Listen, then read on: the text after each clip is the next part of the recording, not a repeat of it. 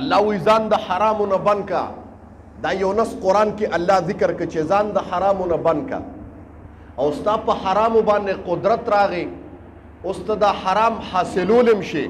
لیکن تا ته یو فیصله د الله مخې ته راشي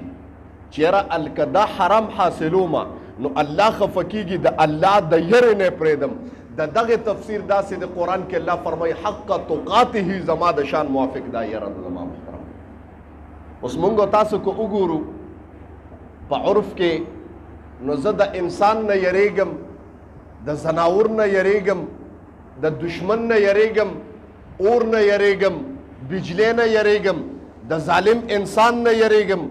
لیکن د الله د ذات نه نه یریږم. دا اوس بدیهی خبره ده، تفصیل ته پکې ضرورت نشته، تاسو ټولو ته پته ده. ځکه که ستا په دروغو باندې قدرت راغی او تا ته پته ولګېده چې جی په دا دروغو کې ما ته منافع میلاویږي، دا دروغ ویما و په دې دروغو کې ما ته فایده میلاویږي زما محترمو، نو زه پې بیا سرپه نه کوم، یو درس پې وباسم. که زه حرام کوم او ما ته پته لګېږي چې دې کې ما ته پیدا ده، دا نه ګورم چې الله حرام په ما باندې بند کړي دي، یو درس پې وباسم. په زنا مې قدرت راغی و پته ولګېده چې زنا زه کولی شم، دلته زما لیدونکي هم څوک نه دی، ما سره مال هم ډېر دی، په زنا مې قدرت هم ډېر دی، ظاهري لذت ته حاصل په شرابو د قدرت راغی، تا سره مال راغی، تا ته پته ولګېده دلته زما شرمونکي څوک نشته چې بهی شراب به اوس کوم خلک به مې وشرموي، په شرابو مې قدرت هم شته، مال هم شته، بیا درس ته وباسم او کوم. دا ولې ګویا زما ستا د الله نه هغه یره ختمه شوه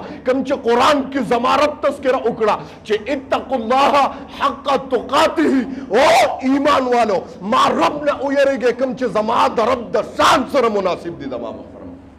هغه یره ختمه شوه جي کنه، د انسان نه یریږم. و هلکه زه دې نه یریږم که زه دا ګناه کوم او ما باندې دا پلان کې سړی خبر شو نو په دې اډه کې به رانه جامې راغونډې کړي، کمیز پرتوک به رانه وباسي، د دې نه یریږم. خو لیکن د الله نه خو نه یریږم که نه. و که دا یره چې ستا د انسانانو د خدای په ذات قسم خورم چې د انسانانو نه ستا کومه یره ده او دا یره دې د هغه ذات نه پیدا شو، قسم د ټول کارونه دې خود به خود سمیږي. ګوره ښه او موږ سوچ نه کړی. بیا داسې کلمات او داسې الفاظ نبی اسلام مبارک فرمایي چې یو انسان له ډېر کرته انسان نه مال راشي، پیسې ورسره راشي که نه، او د ده خلک کې د ده انډر کې خلک راشي، د ده د خولې نه داسې کلمات وځي چې هغه کفریه کلمات دي. ګورې ښه الله دې معافي کړي. یا بعضې خلک وایي یاره جي څوک ورته یار خان دا کار خو ښه نه دی، نه مړه دا ایمان دونه سسته غوټه خو نه ده چې پرا به نظري شي. و ایمان سسته نه ده خو ته ورته سست دی که نه، ایمان دومره کچه نه دی، ته ورته کچه یې مړه، ستا دا خوله کچه ده، ایمان دومره کچه نه دی. موږ وایو جي راکاږو به ورسره، دا جمله موږ ډېر وایو که نه، جي ګورو به ورسره، مړه قبر کې به بیا ګورو، قبر کې به ورسره ګورم بیا. دا کلمه ښه کلمه نه ده زما محترم، دا د موستا د مسلمانانو نه ډېره وځي. یاره جي زما موږ بعضې اکثر خلک داسې خبرې کوي که نه په مخاطب باندې، په ظاهر باندې هغه موږ ته داسې په عرف کې پې موږ څه نه ګڼو چې یاره دا ګوره په حقیقت کې دا کفریه کلمات دي زما محترم، خو موږ تاسو پې نه پوهېږو. یا انسان نه مال راشي، نبی اسلام مبارک فرمایي ډېر کرته د انسان د خولې نه یو جمله وځي، ده ته پته نشته چې دا څنګه جمله ده. نبی اسلام مبارک فرمایي د دغې یوې کلمې چې کفریه کلمه یا نامناسبه جمله د ده د خولې نه ووته، نبی اسلام مبارک فرمایي چې د یوې جملې په مقابله کې به زما رب په جهنم کې 40 یا 80 غوپې ورکوي. زما محترم ګورې ښه، ځکه زمونږ دا خوله ګورې وبال ده، تا ته پته لګېږي، تا ته د خپل ځان پته نه لګېږي مړه چې څه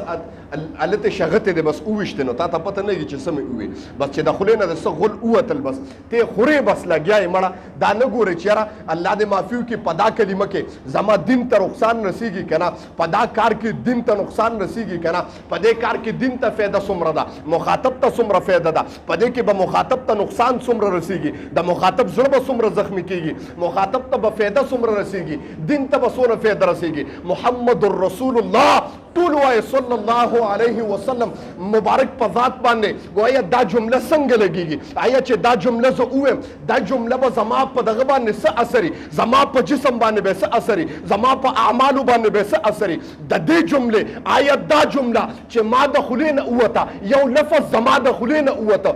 آیا په دا لفظ باندې با د قیامت پر زما مؤاخذه کوي که زما رب په مغفرت کوي. زما محترم تا ته پته نشته په یو لفظ به الله را نیول کوي د قیامت پر. ستا ته پته شته؟ یا رسول سلام علیکا، یا حبیب سلام علیکا، صلوات